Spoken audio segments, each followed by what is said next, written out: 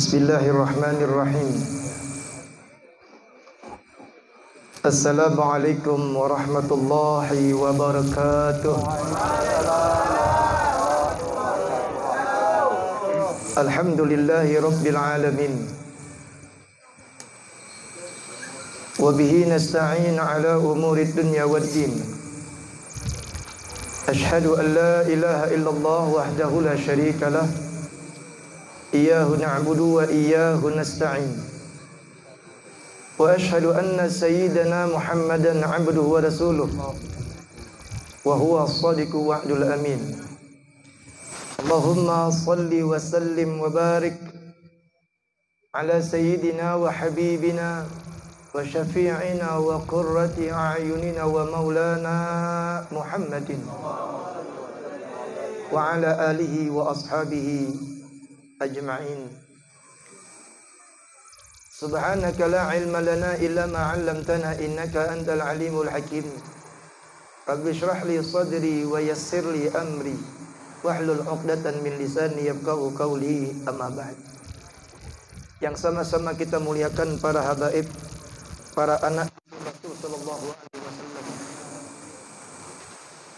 yang namanya tidak kami sebutkan satu persatu, kami kepada mereka semua. Yang kita doakan semoga para habaib kita Allah panjangkan umurnya, Allah sehatkan jasmaninya, Allah mudahkan semua urusan-urusannya, dan senantiasa mereka mendapatkan anugerah dari Allah Subhanahu wa taala. Amin ya rabbal alamin. Dan juga yang sama kita muliakan para alim ulama kita, para tuan-tuan guru kita, para orang tua kita, yang namanya tidak kami sebutkan satu-satu, tetapi tidak mengurangi sahabat kami kepada mereka semuanya, yang dimana kita selalu untuk berdoa untuk mereka semua. Harapannya adalah semoga para ulama kita, para tuan guru kita, para orang tua kita, Allah panjangkan umur mereka, Allah sehatkan jasmani mereka, Allah sembuhkan semua penyakit-penyakit mereka, dan semoga dengan keberadaan mereka maka Allah menurunkan barakah kepada kita semuanya. Amin ya rabbal alamin. Dan juga yang sama-sama kita muliakan pengurus daripada Majelis Taklim Nurul Yakin, baik ketuanya maupun bendahara, sekretaris, dan semua daripada pengurus yang terlibat dalam Majelis Nurul Yakin. Yang terutama panitianya yang mengemaskan tempat, ya, yang menyiapkan lampu merah dan sebagainya, maka kita doakan semoga mereka Allah panjangkan umurnya, Allah sehatkan jasmani mereka, Allah mudahkan semua urusan-urusan mereka, Allah permudahkan semua apa yang diinginkannya di dunia dan di akhirat, dan harapannya adalah semoga kelak mereka dikumpulkan bersama Nabi Muhammad SAW. Amin ya rabbal alamin. Hadirin wal hadirat yang dimuliakan Allah Subhanahu wa taala.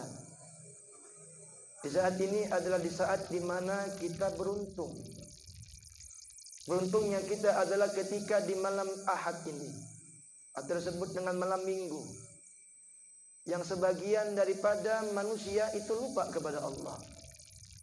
Malam Minggu adalah malam yang di mana mereka berpesta pora. Malam Minggu adalah malam di mana mereka nongkrong-nongkrong di warung kopi. Malam Minggu adalah malam di mana mereka itu jalan-jalan. Tapi alhamdulillah, di sini di kota Bangun,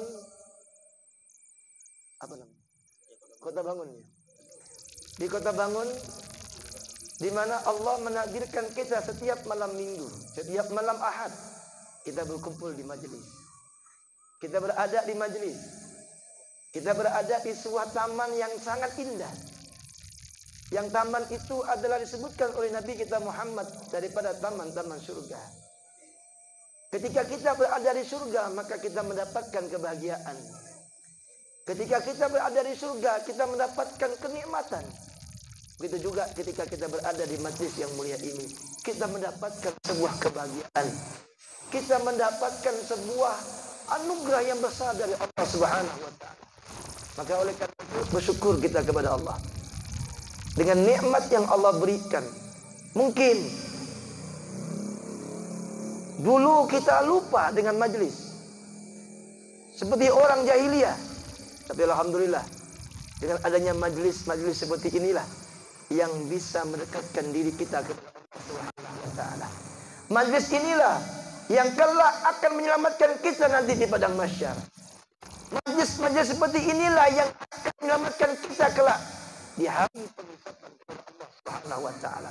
Kenapa? Kita sesama akan bersaksi di hadapan Allah. Hadza fulan khair. Ini adalah orang baik. Dan bahkan bukan saja manusia, sama manusia. Bumi yang kita injak, bumi yang kita duduk di saat ini, kelak mereka akan bersaksi di hadapan Allah Subhanahu wa taala. Ya Allah, dulu di malam Ahad mereka ya Allah mendudukin aku di atas bahuku ya Allah, dan mereka memuji Engkau ya Allah. Mereka membacakan ayat-ayat-Mu ya Allah, dan mereka bersolat memuji ya Allah. Aku bersaksi kepada mereka bahwasanya mereka adalah orang-orang yang baik. Maka mudah-mudahan kita yang berada di tempat yang mulia ini, kita yang duduk di majlis ini, maka walaupun kita capek, kita ngantuk, betul, asiknya malam minggu ini duduk di rumah main HP, atau nonton YouTube, atau nonton TV, atau main bola. Tapi alhamdulillah, Allah Subhanahu wa taala berkehendak lain kepada kita. Di malam ini kita mendapatkan anugerah yang besar dari Allah Subhanahu wa taala. Anugerah itu apa? Anugerah di mana ketika Allah menurunkan rahmatnya kepada kita. Anugerah ketika Allah turunkan barokahnya kepada kita. Dan sebuah anugerah ketika kita keluar tempat ini, semua dosa-dosa kita diampunkan oleh Allah Subhanahu wa taala. Maka ya Allah ya Rabb, kami berkumpul tempat ini ya Allah. Kami hadir di sini karena kami cinta dengan Nabi Muhammad. Ya Allah, dengan keagungan Nabi Muhammad, ampunkan dosa kami ya Allah. Ampunkan dosa keluarga tua kami ya Allah, dan masukkan kami ke surga-Mu ya Rabb bersama Nabi Muhammad SAW. Amin ya Rabbal alamin. Ibadah yang dirahmati Allah Subhanahu wa taala, sesuatu yang paling berharga di dalam kehidupan kita di dunia ini adalah berupa ilmu. Ilmu itu sesuatu yang paling berharga. Sebagian orang mengatakan bahwasanya sesuatu yang paling berharga itulah jabatan. Bukan. Sebagian orang menganggap bahwasanya sesuatu yang paling berharga itu adalah harta. Bukan. Karena jabatan itu akan kita tinggalkan. Harta itu akan hilang. Tetapi sesuatu yang paling berharga itu adalah ketika kita mendapatkan ilmu. Sesuatu yang paling berharga adalah ketika kita mendapatkan dan duduk di majlis ilmu. Karena dengan majlis ilmu dan dengan ilmulah kita akan tahu mana yang benar dan mana yang salah.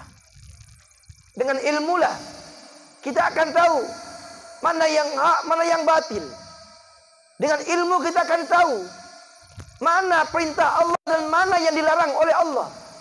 Dengan ilmulah kita akan tahu apa yang boleh kita kerjakan dan apa yang tidak boleh kita kerjakan. Maka orang yang tidak pernah duduk di majelis ilmu, dia nggak tahu mana yang halal, mana yang haram. Makanya ada bahasa halal haram hantam saja. Ketika dia nggak pernah duduk di majelis ilmu, dia nggak tahu bagaimana cara sholat yang benar. Ketika dia tidak pernah duduk di majelis ilmu, dia nggak tahu bagaimana cara dia berpuasa yang benar. Ketika dia tidak tahu tidak pernah duduk di majelis, tidak pernah belajar ilmu, dia nggak tahu bagaimana cara melaksanakan ibadah haji yang benar. Ketika dia tidak tahu, tidak pernah duduk di majelis ilmu, maka dia tidak tahu bagaimana cara berkorban yang benar. Maka semua itu, ketika kalau kita ingin semua ibadah kita diterima oleh Allah, maka kuncinya adalah ilmu. Maka kata Rasulullah SAW, innama bu'istu mu'alliman. Sesungguhnya aku diutus sebagai mu'allim, sebagai pengajar. Apa yang diajarkan Nabi Muhammad? Semua yang diajarkan Nabi Muhammad adalah ilmu. Betul. Apa yang diajarkan Rasulullah semuanya adalah ilmu. Dan buah dari ilmu adalah akhlak. Semakin tinggi ilmu seorang, akhlaknya semakin bagus. Jangan sampai semakin tinggi ilmunya, akhlaknya nggak bagus. Berarti dia tidak mendapatkan buah daripada ilmu itu. Makanya oleh karena itu bersyukur kita kepada Allah. Bersyukur. Kenapa? Karena masih ada para ulama, para habaib, para pecinta-pecinta Rasulullah yang berjuang untuk diadakan sebuah majlis yang di situ mengenalkan kita kepada Allah Subhanahu wa taala. Kita beruntung. Apa keberuntungan kita adalah ketika ada majlis seperti inilah yang akan mendekatkan kita kepada Allah, yang akan mendekatkan kita kepada Rasulullah sallallahu alaihi wasallam. Maka betapa beruntungnya mereka yang dia berupaya keluarkan tenaga, keluarkan harta, keluarkan pikiran, keluarkan semuanya. Itu untuk apa semuanya? Adalah untuk supaya diadakan majlis. Majlis ini adalah majlisnya Rasulullah sallallahu alaihi wasallam. Hakikatnya majlisnya Nabi Muhammad. Tapi yang kita lihat, oh ada Pak Airil, ada yang lain-lainnya. Ini sebagai panitia, tapi pada dasarnya pemilik majlis ini adalah Nabi kita Muhammad sallallahu alaihi wasallam. Maka kita beruntung. Kita yang hadir di sini adalah mendapatkan undangan Nabi Muhammad. Dan yang lebih beruntung lagi, mereka yang telah membantu Nabi Muhammad. Yang membantu majlis ini berarti dia membantu majlis Nabi Muhammad. Di mana saja ada majlis, dia bantu. Maka berarti dia telah membantu Nabi Muhammad sallallahu alaihi wasallam. Maka jangan kita anggap ini hal yang biasa. Kenapa? Karena Rasulullah itu sudah berjuang. Apa yang diperjuangkan Nabi Muhammad? Rasulullah telah memperjuangkan. Bahkan dikatakan, disampaikan. Perjuangan Rasulullah itu bukan hanya di dunia saja. Nanti di akhirat Rasulullah akan berjuang untuk kita semua. Apa yang diperjuangkan Nabi Muhammad? Rasulullah akan berjuang supaya tidak ada satu di antara umatnya yang masuk dalam neraka Allah. Satu umat Nabi Muhammad jangan ada sampai masuk dalam neraka. Rasulullah sudah berjuang di dunia ini. Akan tapi Rasulullah akan lebih berjuang kelak. Kapan? Di padang mahsyar Rasulullah akan berjuang mencari mana umatku. Di hari penghisapan Rasulullah akan berjuang mana umatku. Di hisab Rasulullah akan menunggu kita mana umatku. Dan di surga nanti Rasulullah akan menunggu kita. Mana umatku? Dan Rasulullah akan terus mencari mana umatku. Sampai Rasulullah, saya sampaikan bahwasanya beliaulah Rasulullah yang pertama yang membuka pintu surga. Akan tapi Rasulullah tidak akan pernah masuk surga sebelum umatnya semua masuk dalam surganya Allah Subhanahu wa taala. Maka inilah perjuangan Nabi kita Muhammad. Perjuangan Nabi Muhammad jangan sampai umatnya terjerumus dalam kesesatan. Perjuangan Nabi Muhammad jangan sampai satu umatnya maksiat kepada Allah. Maka ketika Rasulullah tidak ada, siapa yang meneruskan perjuangan ini? Yang meneruskannya adalah para ulama. Yang meneruskannya adalah para kiai. Yang meneruskannya adalah para anak cucu Rasulullah SAW. Yang meneruskannya adalah para dai. Yang mereka punya tanggung jawab untuk satu orang bisa menyelamatkan umat Nabi Muhammad SAW. Inilah perjuangan kita. Majlis ini adalah majlis yang kita berjuang supaya kita masuk surga bersama-sama. Majlis ini adalah majlis perjuangan supaya apa? Tidak ada daripada antara kita yang bermaksiat kepada Allah Subhanahu wa taala. Maka ini pekerjaan yang sangat mulia. Ya Pak, Bu. Ini adalah sebuah pekerjaan yang sangat mulia. Pekerjaan ini berat.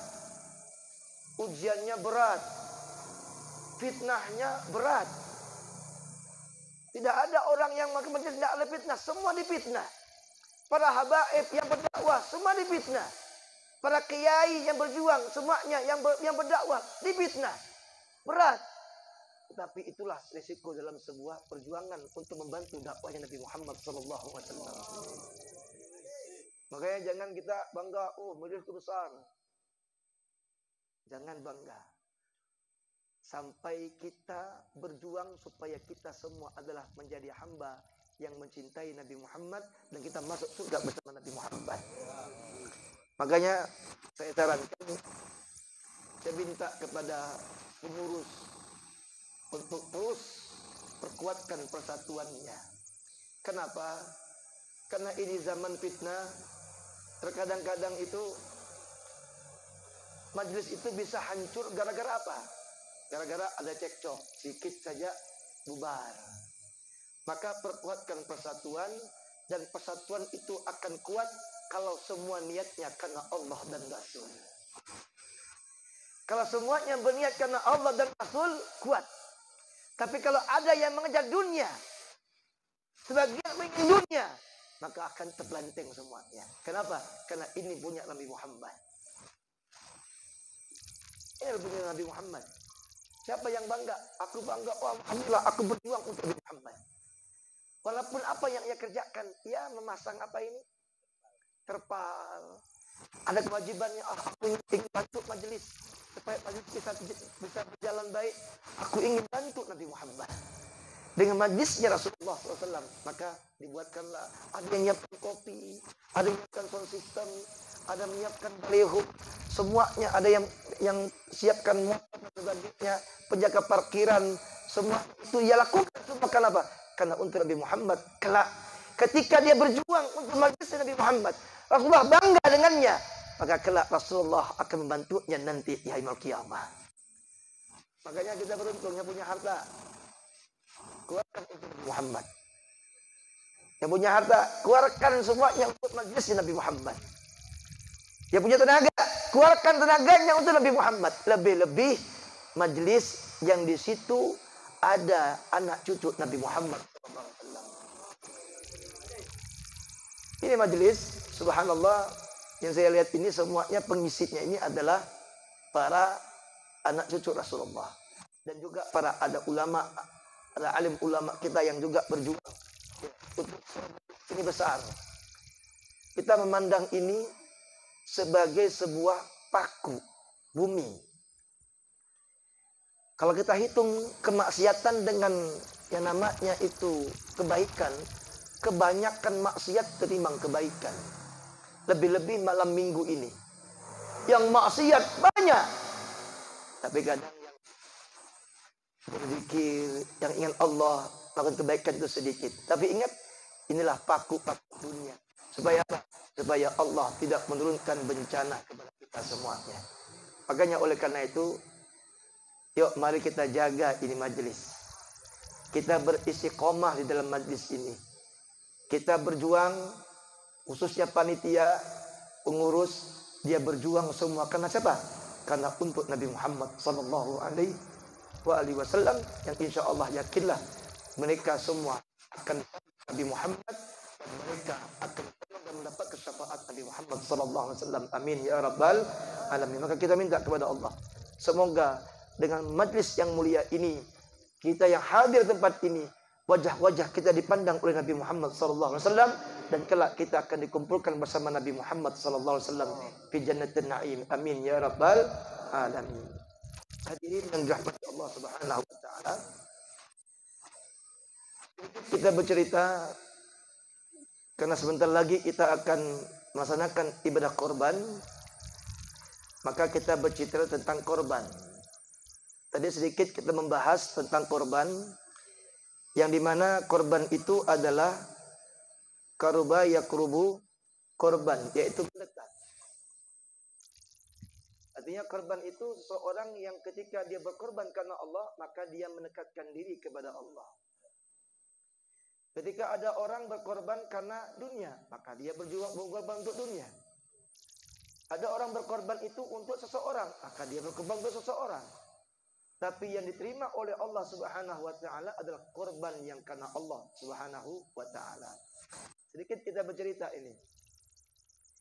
Asal mula terjadinya korban itu adalah diceritakan oleh Allah dalam Al-Quran terhadap dua anak Nabi Allah Adam alaihi salam, yaitu Habil dan Qabil. Allah nyuruh kita untuk ceritakan ini kepada Nabi Muhammad. Watlu alaihim. Ceritakan kepada mereka tentang dua anak Nabi Allah Adam alaihi salam. Siapa mereka itu? Qabil dan Habil. Tadi saya belum sempat menguraikan dengan jelas di melanggar apa tadi itu? Baitul Maqmur. Ini saya ingin kupas sedikit, kita ambil hikmahnya. Bahwasanya ketika Nabi Allah Adam alaihissalam dan Siti Hawa di atas muka bumi ini, memang Allah peruntukkan manusia tinggal di bumi ini sebagai khalifah di atas muka bumi ini, maka sebagai melanjutkan kehidupan manusia, maka hamillah daripada istri Nabi Allah Adam alaihissalam lahir laki perempuan. Kemudian lahirlah lagi laki perempuan. Dikasih nama satu Habil dengan Damimah, sedangkan Qabil itu dengan Wabi'ah. Lahir perempuan, laki, perempuan, laki, perempuan. Maka untuk melanjutkan kehidupan manusia, ini manusia pertama ini, melahirkanlah untuk dinikahkan. Makanya dalam saat itu Allah memerintahkan Nabi Allah Adam untuk nikah silang. Artinya Habil dinikahkan sama Wadi'ah. Siapa Wadi'ah ini? Wadi'ah adalah wanita yang cantik, bersinar dan tinggi. Sedangkan si Qabil dinikahkan bersama Damimah, wanita yang buruk, yang jelek. Akhirnya si Qabil ini nggak terima. Kenapa aku dinikahkan sama dia? Sedangkan aku lahir bersamaan, gembaranku adalah Wadi'ah. Kenapa aku dinikahkan sama itu? Karena ini perintah Allah. Nabi Allah Adam mengerjakan itu, tapi si Qabil tidak terima. Maka Allah mewahyukan kepada Nabi Allah Adam untuk apa? Diadakan korban penyembahan kepada Allah. Yang dua-dua mengadakan korban. Habil berkorban itu karena Allah, sedangkan si Qabil itu berkorban karena wanita tadi.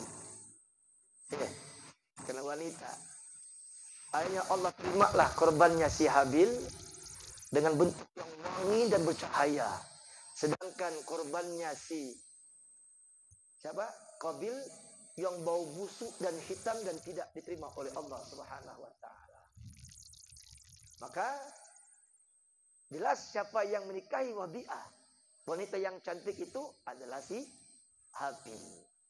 Tapi si Qabil nggak terima. Si Qabil akhirnya nggak terima. Apa yang terjadi? Akhirnya dia mengatakan akulan, maka akan bunuh engkau wahai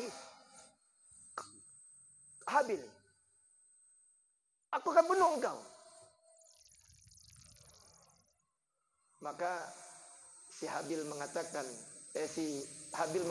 kepada saudaranya itu bahwasanya yang diterima oleh Allah adalah korban bagi takwa kepada Allah Subhanahu wa taala.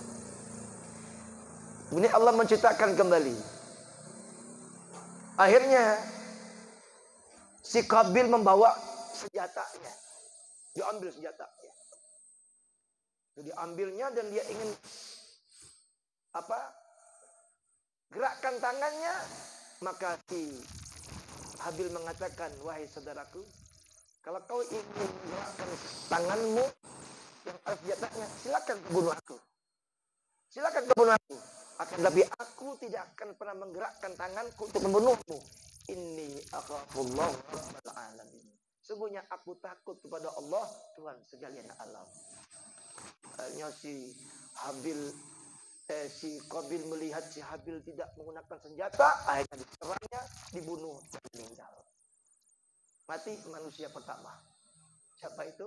Si Habil. Bingung si Qabil macam mana cara menanamnya ini. Maka dalam kisahnya itu kan Allah datangkan 2 burung gagak. Dia berkelahi juga, satu mati, akhirnya yang satu buka. Menggali tanah, kemudian dimasukkan, tutup lagi. Itu dilakukan oleh si Qabil terhadap si Habil. Panjang ceritanya, tapi nggak mungkin kita ceritakan semuanya. Intinya adalah kita mengambil sebuah hikmah dari kurban yang terjadi. Dari manusia pertama, yaitu kedua anak Nabi Allah Adam alaihi salam. Yang pertama itu adalah sifat hasud. Sifat dengki. Itu ada kepada sifat manusia. Betul? Dan semua orang yang mendapatkan kenikmatan pasti ada yang hasud. Dan sifat hasud itu berbahaya. Ya, penyakit hati. Sifatnya berbahaya. Kenapa? Orang yang punya sifat hasud, yang punya sifat iri hati, dia akan berjuang supaya apa? Kenikmatannya itu hilang. Bisa nikmat harta yang dihilangkannya atau orangnya yang dihilangkan. Orang yang punya sifat hasud, hidupnya dimanapun gak akan tenang. Hidup bertetangga, kelahi terus. Betul. Bertetangga, kelahi terus. Tetangga beli motor, dia udah kejang-kejang. Kejang-kejang dia. Nggak lama tetangganya beli mobil, pingsan dia. Sakit hati, keluarlah fitnah. Dia itu, tahu nggak kerjanya apa? Merah tuyul. Mulai fitnah bertebaran. Mulai itu. Kenapa? Sifatnya nggak suka. Sifatnya hasud. Apapun kebaikan yang ia kerjakan akan dibalas dengan kejelekan. Orang seperti ini. Nah, ujung-ujungnya dia ingin bunuh itu orang. Seperti si Qabil terhadap si Habil. Supaya apa? Supaya si Habil tidak menikah sama Wadi'ah, dibunuh. Dia senang. Maka terkadang orang yang punya sifat hasud, iri hati, terkadang dia ingin membunuh orang yang enggak dia suka. Bisa secara zahir, bisa secara gaib. Betul. Zahir itu kadang-kadang dia pakai fitnah apa semuanya dituduh macam-macam, diusir bahkan mau dibunuh. Ya. Yang paling bahaya pakai gaib. Pakai apa? Pakai santet. Betul. Ada rumah tangga orang bagus, sejahtera, enak, bahagia, nggak senang tetangga sebelah. Pakai pasang. Dipasangilah ini, pasang itu. Masya Allah. Kenapa? Hasud. Nggak senang awalnya. Nggak senang orang dapat nikmat, nggak senang. Maka hidup orang seperti ini, dimanapun dia tidak akan pernah bahagia. Dapat orang nikmat, beli mobil, dia sakit hati. Nggak lamanya berubah mobilnya Alphard, dia pingsan, mati langsung. Kenapa? Sesak napas. Jantungnya bergetar-getar. Kurang ajar dia beli Alphard lagi.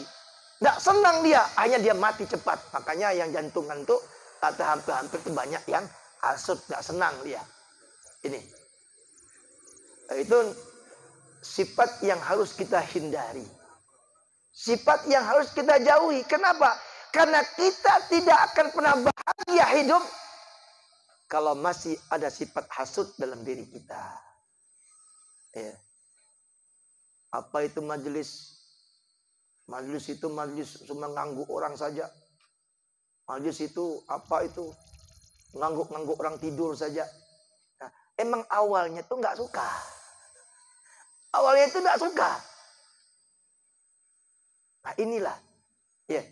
Maka orang seperti ini sudah biarkan saja. Biarkan. Ya, kita hanya berbuat untuk Allah dan Rasul, dan kita minta perlindungan kepada Allah dan Rasul sallallahu alaihi wasallam. Itu hikmah yang pertama yang kita ambil dari kisah daripada Habil dan Qabil. Yang kedua, ibadallah. Hikmah yang kita ambil adalah Lihat apa yang dikatakan oleh Habil kepada Qabil yang ingin membunuhnya. Ini pelajaran untuk kita. Ketika si Qabil ingin membunuh si Habil, Habil mengatakan, "Inni akhafullah, aku takut pada Allah, maka aku gak akan melawan engkau. Aku gak akan gerakkan tanganku untuk membunuh engkau." Ini orang bertakwa. Sifat mukmin adalah dia tidak akan ada rencana, keinginan untuk membunuh saudaranya. Paham gak nih? Artinya, kalau ada orang bawa senjata di rumah kita, gara-gara anaknya ini kelahi. Anak-anak kelahi.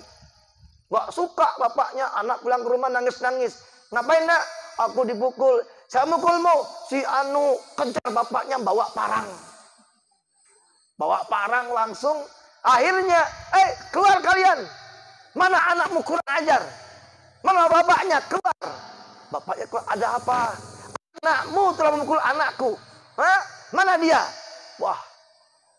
Ketika si bapak tadi yang itu pun langsung naik, bawa senjata, akhirnya dipetipas berdua. Maka kata Rasulullah sallallahu alaihi wasallam, "Idza yaltaqiyani rajulani bisayfihima wal qatil wal maqtul finnar." Apabila ada dua orang bertemu dengan pakai dua senjata, ini pakai senjata, ini pakai senjata, maka ketika dia bertimpas, satu mati, dua-duanya masuk neraka. Maka dikatakan sahabat, "Ya Rasulullah, ini kan yang neraka yang membunuh, wajar-wajar saja. Tapi kenapa yang dibunuh juga masuk neraka?" Maka dikatakan Rasulullah, "Ya, karena dia juga berkeinginan ada dalam hatinya untuk membunuh saudaranya." Maka kata Rasulullah, kalau seandainya ketika aku dalam rumah ada orang ingin bunuh aku, maka aku mengatakan, "Inni akhafullah, aku takut kepada Allah." Ya Pak. Maka kalau ada orang ngajak kita kelahi, bukan kita nggak mau, kita menghindar. Ya, kita menghindar. "Inni akhafullah, aku takut kepada Allah." Bersabar, menghindar. Kenapa terkadang orang marah itu setan? Yang mengelabui nafsu dirinya setan. Itu. Kenapa kamu? Ayo kita kelahi. Nah, itu kadang-kadang sifat setan yang harus kita buang jauh-jauh. Ya, kita buang jauh-jauh. Jangan sampai kita majelis, tapi dalam hati kita masih dikendalikan oleh setan. Na'udzubillah, na'udzubillah min dzalik. Ini pelajaran yang berharga untuk kita, Pak, Bu. Ya, kadang-kadang kita ini kalau ada orang ngajak kelahi, ayo, langsung sudah bertimpas. Nggak tahu urusan kita juga ikut-ikutan. Lihat tuh orang main bola. Indonesia kalau main bola kan kelahi terus. Betul. Turun semuanya, nggak tahu mana lawan, mana teman. Pokoknya bertimpas aja. Nggak tahu dia. Nah, kecuali kalau hak kita dalam Islam. Hak kita apa? Kehormatan Islam. Ketika dihina caci maki, maka kita tampil untuk membelanya. Marah boleh. Bukan Imam Al-Ghazali mengatakan, apabila agama mau dihina kau diam, maka engkau adalah seorang keledai dan dipukul pacut-pacut, diam saja. Keledai kan begitu. Dipacut, diam saja. Orang tuanya dihina, dia diam saja. Enggak boleh, sabar. Ini bukan lagi masalahnya lain. Rasulullah dihina, dia diam saja. Ini lain. Ketika Islam, ketika Rasulullah, ketika Al-Quran, ketika orang tua kita dihina, tampil ke depan, mati kita, syahid fil akhirah. Seperti itu. Tapi jangan hanya gara-gara partai, ormas, itu dihina dan sebagainya, udah dia tampil ke depan, ayo. Tapi begitu Rasulullah, nggak ada yang mau.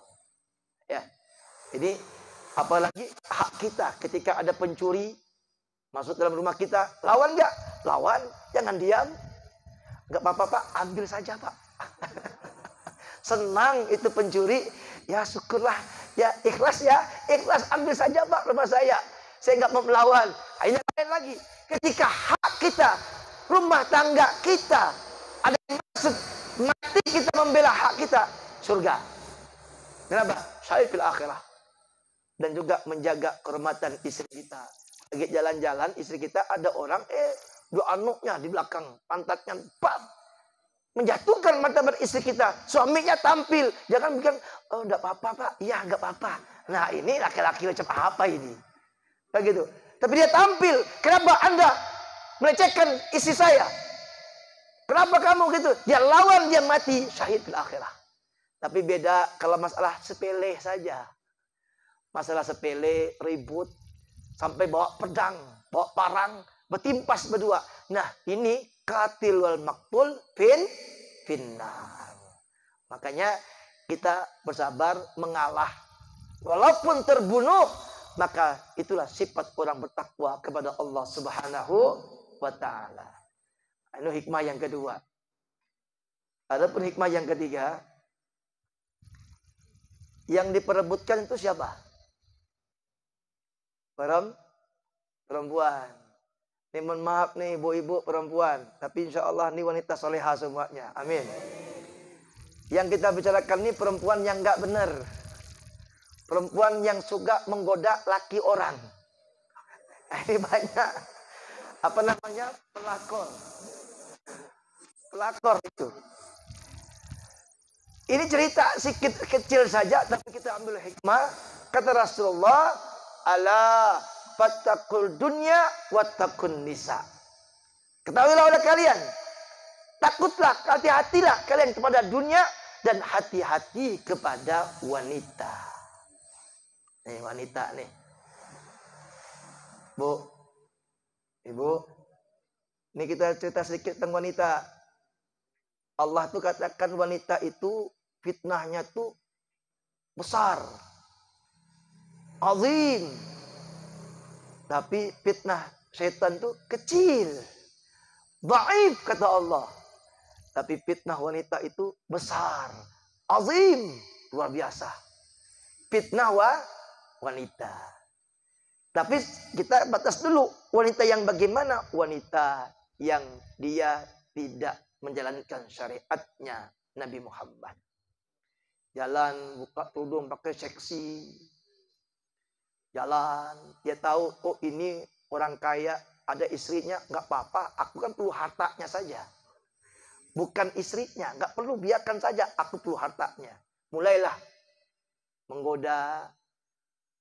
Ya, ini kadang-kadang inilah tadi. Kadang-kadang laki-laki ini nggak sadar. Mulai dia main Facebook. Mulai dia main Twitter. Mulai dia main Instagram. Nah, mulai dia kenal-kenalan. Lihat, itu kalau Instagram itu paling banyak wanitanya.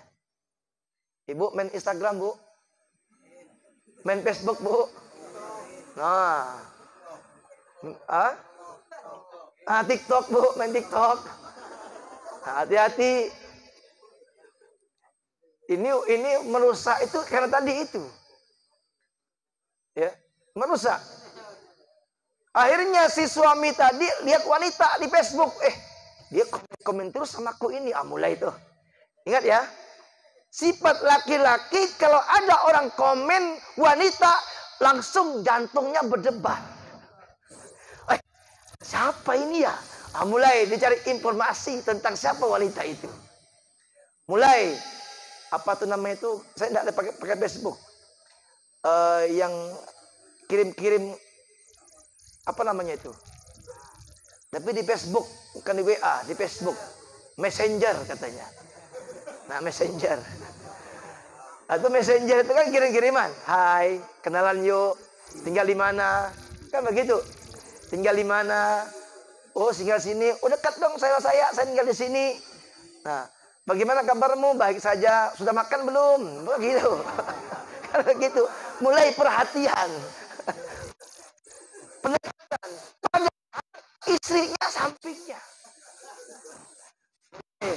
Saya lihat, ngapain Pak? Biasa saja. Lihat posting Facebook. Nah, akhirnya Hanya si laki-laki, si perempuan mengatakan, Mas tinggal di mana? Di sini. Statusnya apa? Statusku sudah. Padahal isinya di samping. Maka hati-hati. Laki-laki hidung belang. Ya, hati-hati hidung belang, hati-hati. Ketika seorang laki-laki yang dia punya istri, kemudian dia bermain wanita lain, dan dia mengatakan, oh istriku sudah mati katanya. Padahal di samping istrinya ada di rumah. Atau dia mengatakan, aku sudah bercerai sama istriku, maka jatuhlah talak. Hati-hati. Jangan main-main ini. Dia anggap, oh aku sudah bercerai sama istriku, padahal belum bercerai. Untuk mengelabui perempuan tadi, akhirnya dia pulang ke rumah berhubungan. Dia dianggap talak, ketika dia berhubungan, dia dianggap zina. Maka hati-hati, ya, jangan asik-asik terpana dengan wanita. Ya, kenapa? Kadang-kadang wanita tua itu bisa jadi muda. Kenapa? Perubahan aplikasi yang membuatnya. Betul. Hitam jadi putih. Pesek jadi mancung. Itu yang tentunya gemukkan sedikit. Kan ada itu aplikasi merubah wajah. Betul. Nah, sekarang ini apa yang nggak ada semuanya bisa. Ya, nah itu maka hati-hati. Ya, yang punya istri jaga istrinya, jangan jajan-jajan di luar. Betul. Tapi kalau mau menikah lagi, bilang sama istrinya, Bu, Ibu, kenapa Mas? Ibu nggak kasihan kerja sendirian di rumah, anak, ngurusin rumah tangga, masak, kasihan, Ibu capek. Betul kamu? Capek di rumah. Bagaimana kalau tambah satu?